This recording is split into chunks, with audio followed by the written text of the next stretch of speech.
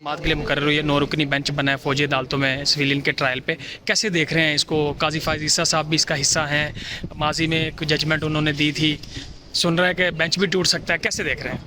लेकिन बहुत अच्छी बात है कि ये बेंच बना है, सीनियर मोस्ट लोग इसमें मुश्तमिल हैं और पाकिस्तान के आइन की बालादस्ती और क़ानून को बनाने का क्वेश्चन इसमें इन्वॉल्व है। क्या सिविलियंस के ख़िलाफ़ आर्मी एक्ट का इतलाक़ हो सकता है? क्या मिलिट्री कोर्ट उसको ट्रायल कर सकती हैं? क्या उसमें उनको इंसाफ मिलेगा? क्या आइनी और क़ानूनी जो ज़िम्मेदारियाँ हैं वो पूरी हो रही हैं? इन सब के ऊपर आर्गूमेंट्स होंगे और केस चलेगा। मैं इनको अच्छी निगाह से देखता हूँ। सर, इसके अलावा वकला तहरीक शुरू करने जा रहे थे, इस हवाले से भी थोड़ा सा बताइएगा।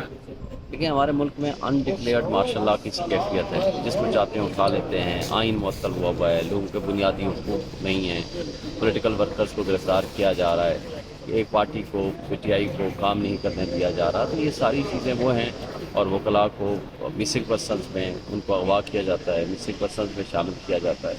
तो नेचुरली क़ानून और आइन को बनाने के लिए हम वकला ने माजी में भी तहरीक चलाई, आवाज़ उठाई थी और आइंदा भी उठाएंगे। आप इमरान खान साहब की कोर कमेटी का हिस्सा भी बन गए हैं, उनकी कुछ ज़मानतें रहनुमाओं की वारंट गिरफ्तारी जारी हुए हैं, कुछ रहनुमाओं के ज़मानतें मुस्तरद हुई हैं, ईद से पहले गिरफ्तारियां देख रहे हैं? देखिए, ये पॉलिटिकल विक्टिमाइजेशन के केसेस हैं। मैं समझता हूँ कि इसमें बहुत बड़ी जिम्मेदारी आयद हो गई है अदलिया के ऊपर कि वो आइन और क़ानून की पासदारी के लिए फ़ैसले करें और फ़ैसले वो कर भी रहे हैं। मैं समझता हूँ कि आज़ाद अदलिया जो है वो इसमें अपना रोल अदा करेगी और मेरा नहीं ख्याल कि किसी को इस तरह गैर आइनी और गैर क़ानूनी तौर पर जेल में रखा जाएगा। और ऑलरेडी 10,000 के करीब जो पॉलिटिकल वर्कर्स हैं वो गिरफ्तार हो चुके हैं।